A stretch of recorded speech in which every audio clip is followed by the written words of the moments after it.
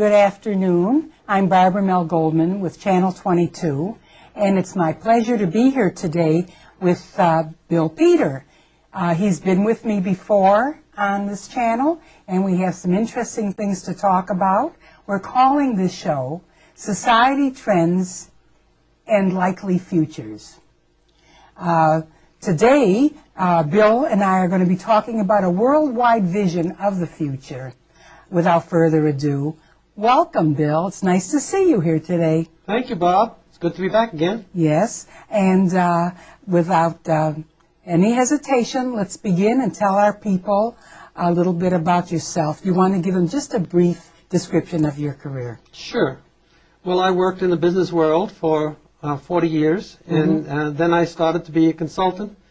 I've written 5 books, and I teach MBA students, and I'm a futurist. So part of my studies is what's going to happen in the future, and how can we influence what's going to happen.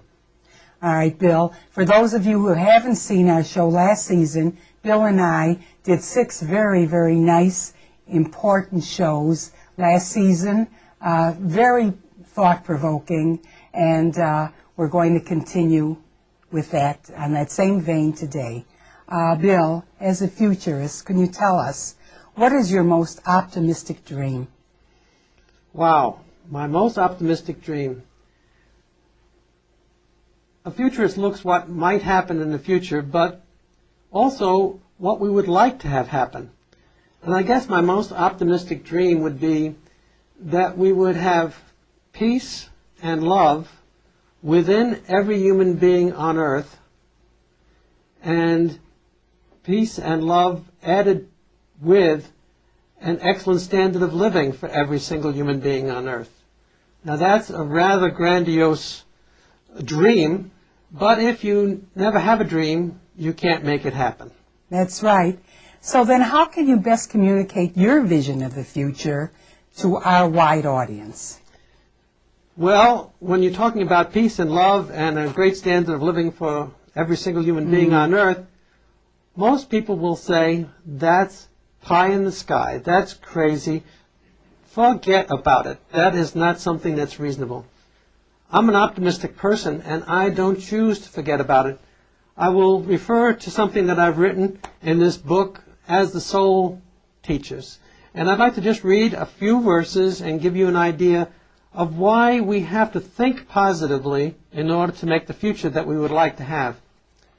It's a wonderful book, Bill. I was privileged to read it, and it's just great reading. Now, let me just read an excerpt here to start us off. If we want peace, where does it come from? Peace is a state of mind, a comfort for the soul. Peace is always in the presence of God. We are at peace in our mother's womb and at peace in heaven for eternity. Eternal peace is always ours as God's gift. What a wondrous gift our mind is. The minds of all of God's children are capable of peace. But what of suffering? Why do some humans have tortured souls and the absence of peace? It is not ours to know all the mysteries of the universe. But this we do know. God's will for us is that our soul and our mind should be at peace. Peace within and peace with all other human beings. Where there is anger, we substitute love. Where there is hurt, we offer compassion. Where there is hate, we offer tolerance. We reap what we sow. Let us sow love, compassion, and tolerance, and we have peace of mind and a joyful soul. Now, people who have read this book and read that section say to me, Bill, you're still pie in the sky. There is evil in this world. And if there's evil in the world, how can we expect everybody to be peaceful within and peaceful with each other? There are some people who don't believe there's evil in this world and say we should always have peace. We should never have war. Well, if you recognize that there is, as the soul teaches, there are messages for us, but also we have been given free will. And free will says we don't always have to do the good things. We can make the decision to kill other people if we choose, to take their land if we choose. And so the evil that is in the world comes from one part of human beings. We have that choice. Would you please explain the thinking process that you went through to reach your view of the future worldwide? Well, I'll tell you a little story, and you'll, I think, understand. I have done a great deal of work in the business world, and I do work on what words you should use and what pictures you should use in your marketing programs, for example. And unfortunately, we have not worked out the effective words and pictures to convey to lots and lots of people around the world that we are serious about love, compassion, and peace. And so we need a new set of words, which I've started with this book, and a new set of pictures. And today I want to show you some pictures that are exciting to me.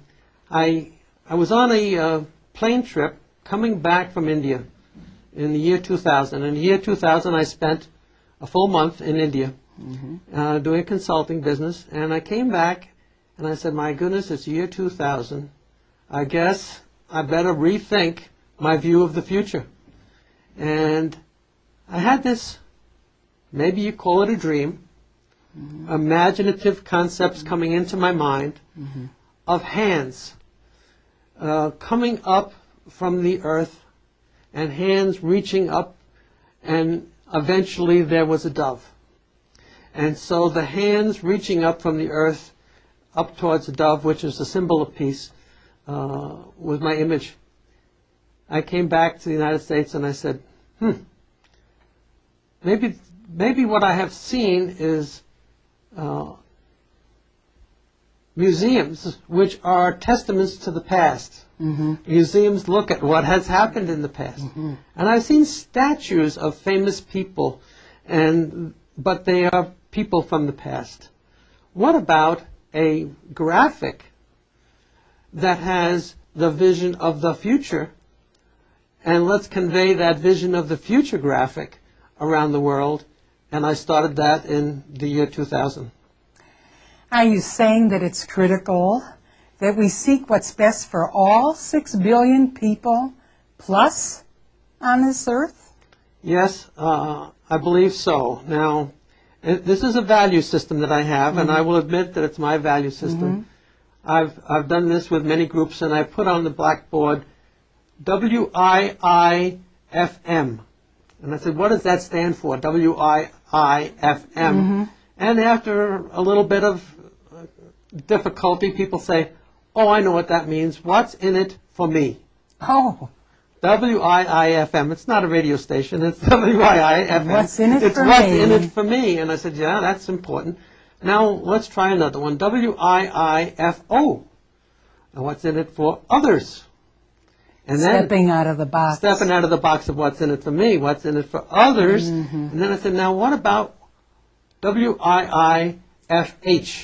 What's in it for humanity? Now, I teach business ethics courses. And as it turns out, the lowest level of ethics is what's in it for me. Okay. That's the greed, that's the self-centered desire of somebody that wants to be the dictator. What's in it for me? Somebody that wants to be the rich CEO. What's in it for me? Whatever. The next level is what's in it for others when we take into consideration our family and other people in our organization and things like that. But the ultimate level of the highest ethics is what's in it for humanity. Because every human being is valuable on this earth. And there's 6.5 plus billion. It's about 6.6 billion right now. And 6.5 plus billion people all deserve love, compassion, peace. They all are precious human beings, and our ethics level should think of not just what's in it for me, not what's in it for others, our family and close friends, but what's in it for humanity.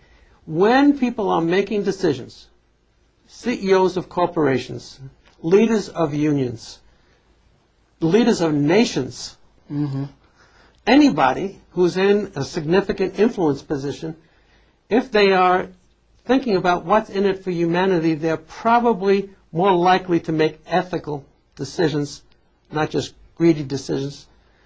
For example, should I put this poison that's coming out of our plant into the river?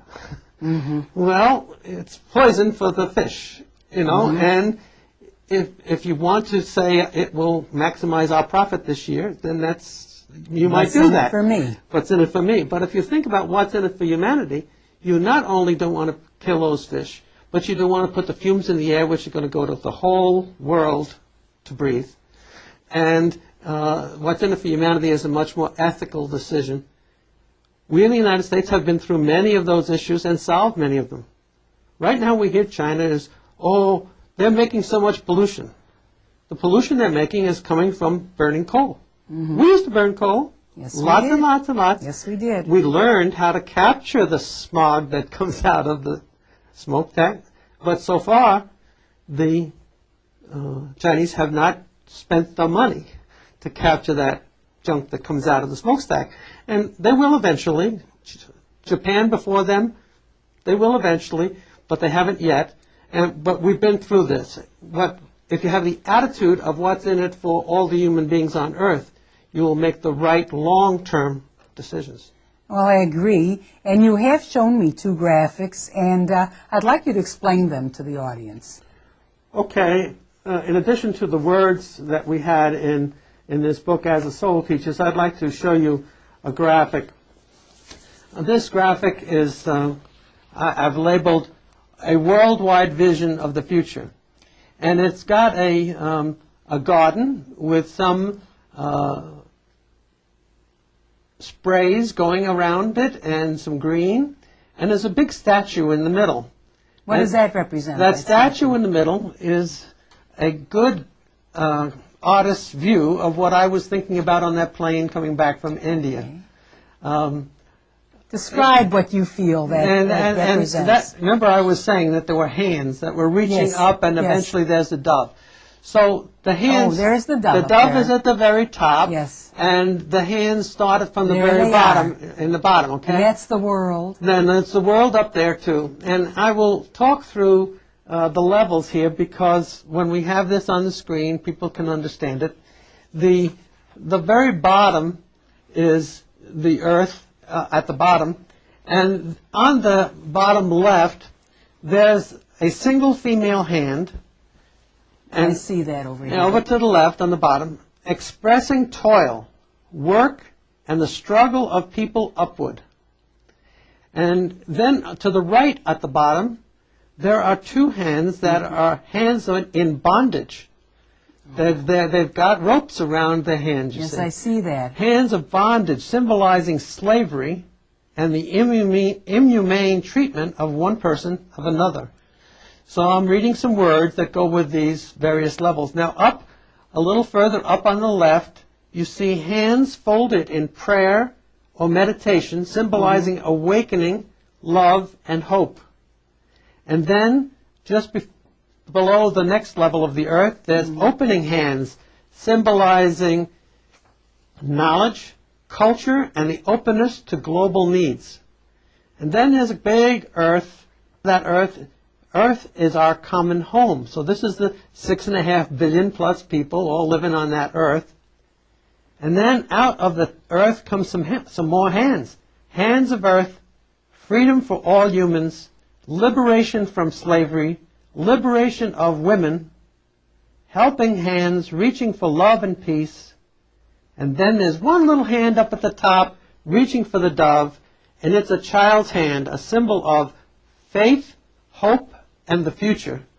And then the dove at the top is humanity's search for peace and love with our souls and worldwide in all human beings. So we have to have the peace within our souls, and then we have a chance of having it worldwide with all human beings.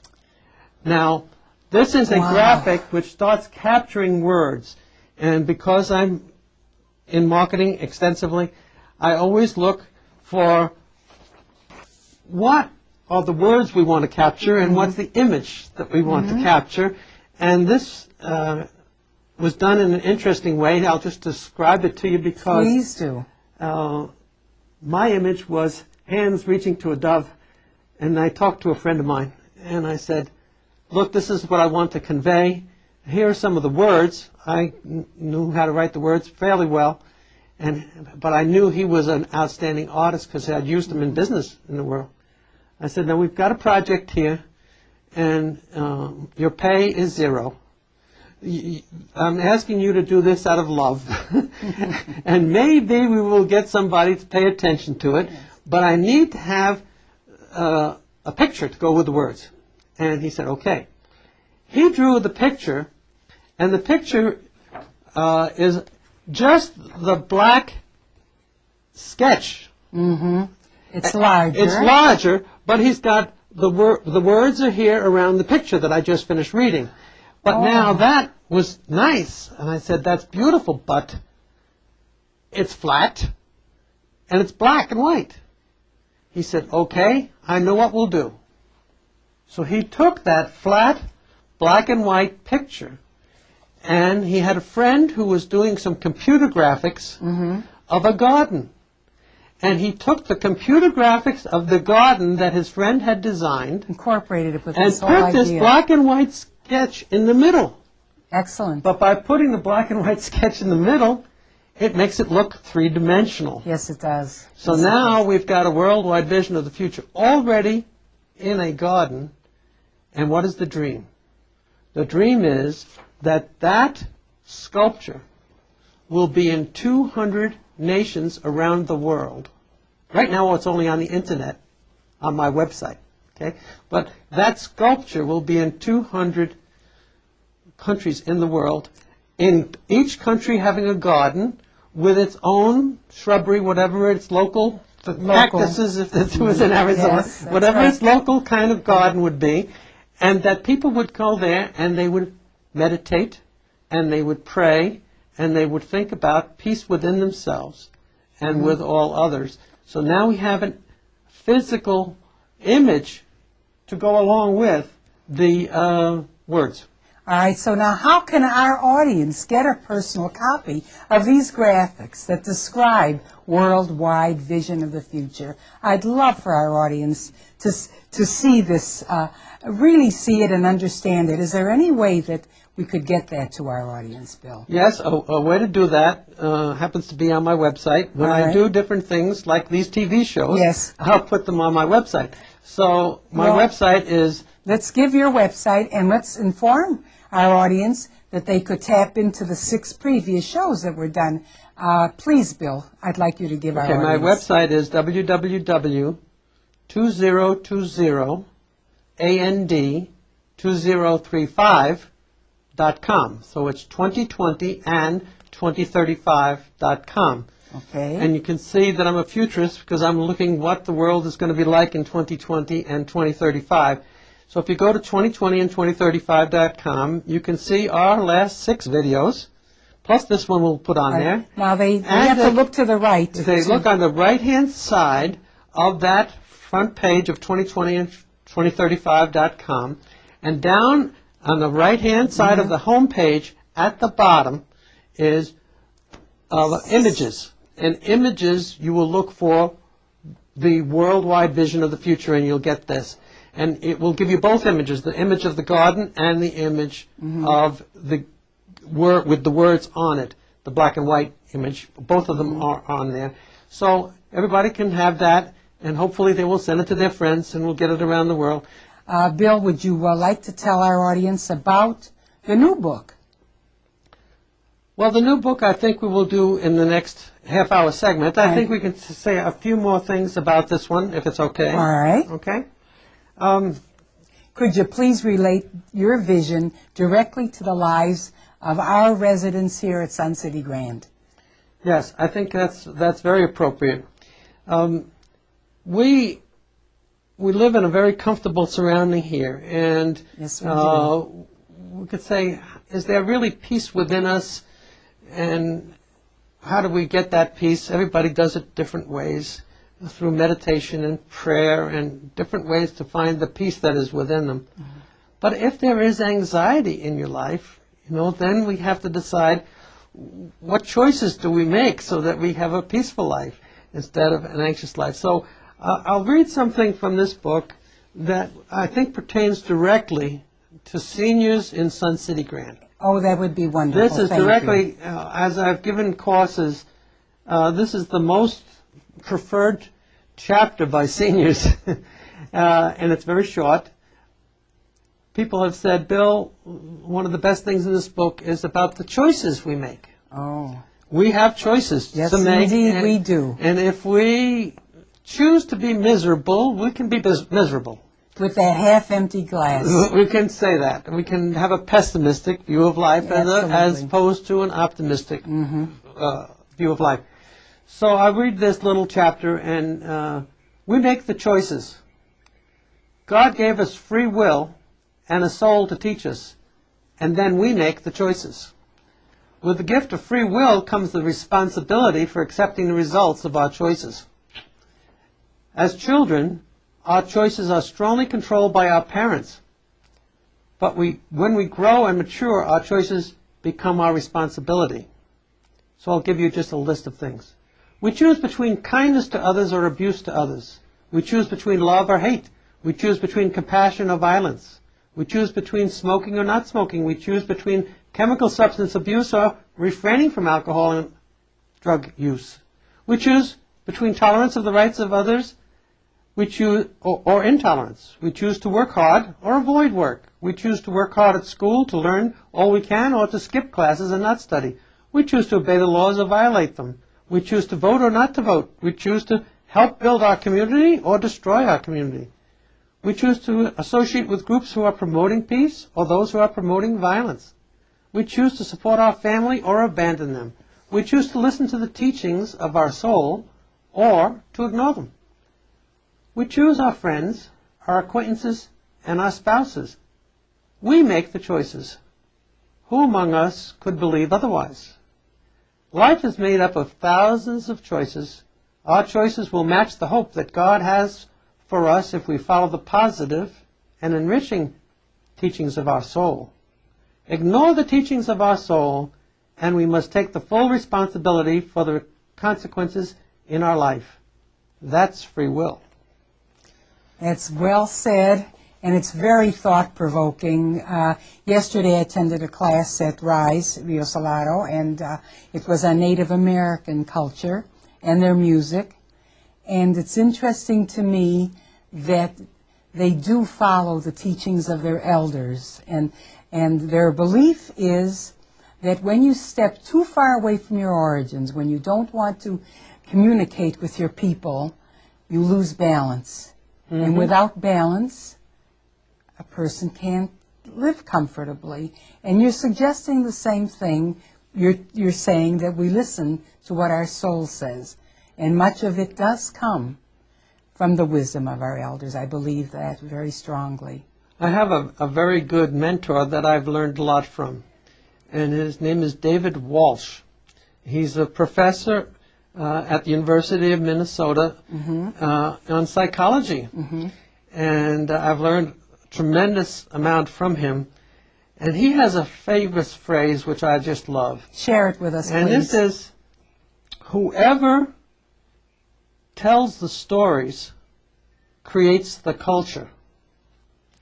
So, take an Indian chief, and all the people are around the Indian chief, and the Indian chief says, this is what life should be. When you go out and capture an elk, you become a man. Whatever the rules are of the society, the culture, the Indian chief has said.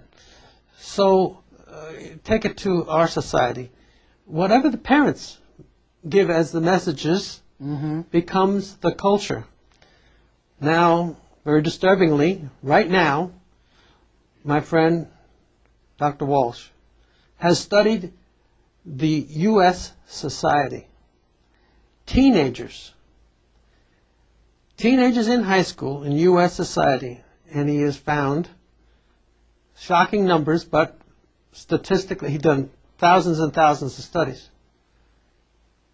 44 hours per week are spent by our teenagers in the United States watching a screen. What a crying shame. 44 hours per week watching a screen. That's a TV screen, a movie screen, a computer screen, a cell phone screen. 44 hours per week screen contact. That's shocking. That's Okay? shocking. That's to more hear. than the hours at school. You know, Yes. 44 hours per week is more than the hours at school. Time with mom, 1.5 hours A week? a week.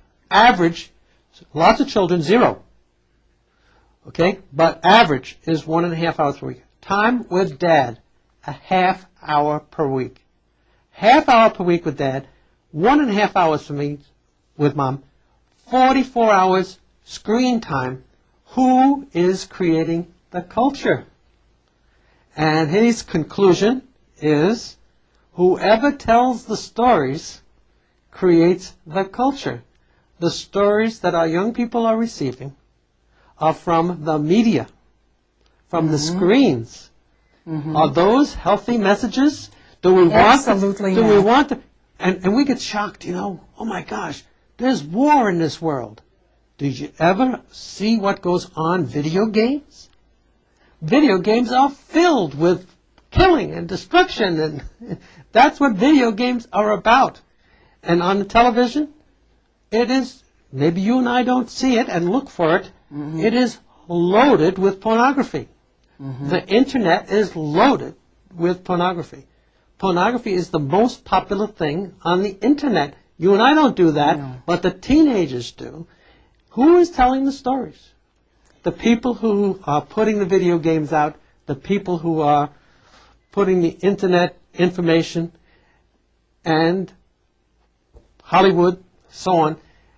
We have to, if we want a world that we think has good morals, and we want a world that is looking for love and peace, we have to say, who's telling the story? We, the parents, are not doing our job, and we're letting our children, our grandchildren, be exposed to stories that are counter to our value system. So how do we, briefly, could we put a stop to it, do you believe? We can, but it takes, if you're in Sun City Grand and you agree with this, or you talk to your children and you talk to your grandchildren and you find out this is really true. No, I know it's true because research has been done. Studies have been done. But if you don't change the world if you don't try. And now in my little way, I'm trying to have the right words, I'm trying to have the right pictures with the graphic, but to change the world, we need to do it one family at a time, and unfortunately our families are slipping backwards. Bill, we could talk about this issue for a long time, but basically what I take from this is that we are the elders out here in Sun City Grand, and perhaps we can make a difference. Let's talk to our children, who are the parents of our grandchildren, because this is mind-boggling, and it's imperative that we try to make a difference. Bill, I can't tell you how important it was to me to share your knowledge with our audience. I'm very happy that you're here with us today. Lots to think about. I'll be looking forward very much to the next time that we can speak and listen to what it is you have to say. You're reaching out, and I hope our audience is grabbing. Thank you very much for being with us today. It's meant a lot. For Channel 22, I'm Barbara Mel Goldman, speaking to Bill Peter. Thank you. Have a nice day.